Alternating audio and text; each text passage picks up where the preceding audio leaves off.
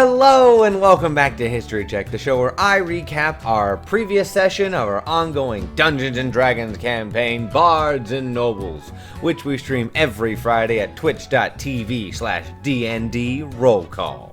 In our last episode, we began with our heroes recuperating after the intense fight with the Four Seasons, as they are called, the four Eladrin elves that were the caretaker/special forces of the king. And immediately we're coming to terms with what Cole had tried to impress into Morena's mind about them actually being dead, to see if she would break.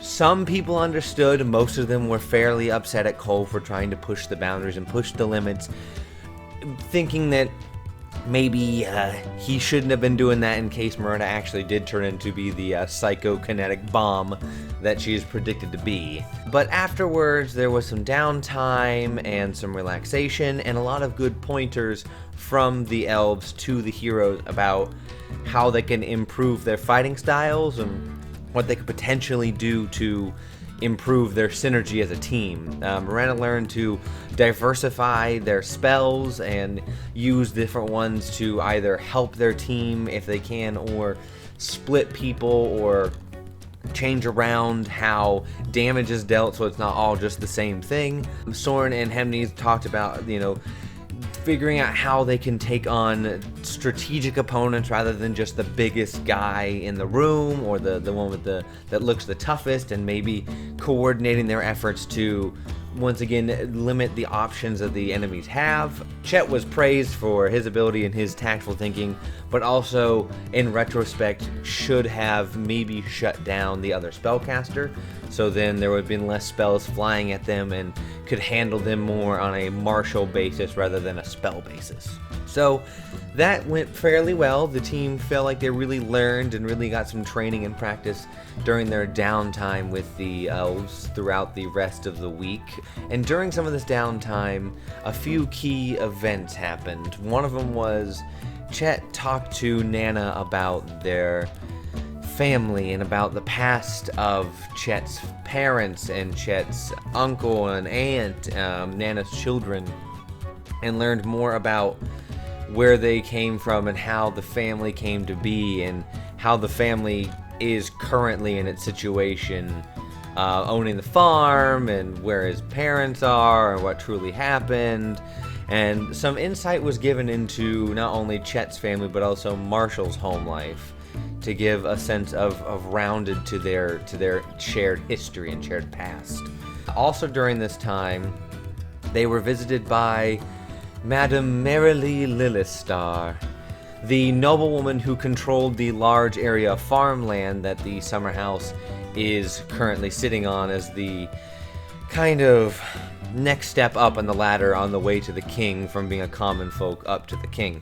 And through this, they had a little bit of contention beforehand. Maybe Morena might have thrown some trash at the back of her head. Got an at 20 on it, so that was kind of cool. So hit the back of her head, which I find to be hilarious. Now, did she find it to be hilarious? We'll find out in the future.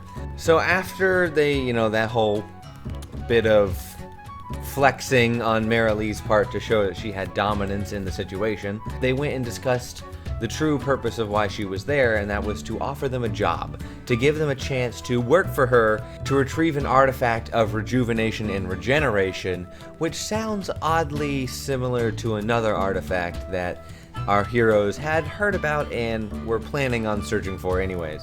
They discussed and came to an agreement of give them a few days to think about their answer, and she will come back before they leave the summer home, and she will get her answer if they will work for her or not. All in all, that whole confrontation left the group feeling a little, not angry, but a little unsettled and at unease due to Marilee's overall characteristic and how she carried herself, especially in that situation. Another important thing that happened was Soren was taken away to the endless ocean that he had seen many times before, the great tree off in the distance on a boat with an old man who seemed to not react to Soren's presence, and upon Soren questioning the old man, learned that this was Odin, but he had lost both of his eyes and was in a more disheveled state, claiming that he had reset time too many times and can no longer stop the inevitable future from taking place, and that Soren had to act quickly to slow down the end of the world as much as he could, so then they would have time to prepare and ultimately, hopefully, stop that from supposedly happening. So that all happened before the end of the week, and the last day before they left, Chet took Marena out to a lovely little picnic spot, kind of a tucked away area that Ivy had made as kind of her own little druidic chill area within nature, with a tiny pond and a little seating area and a beautiful scenario and beautiful animals and just a picturesque sight to have a little picnic. And during this picnic, Chet popped a very important question of, will you marry me?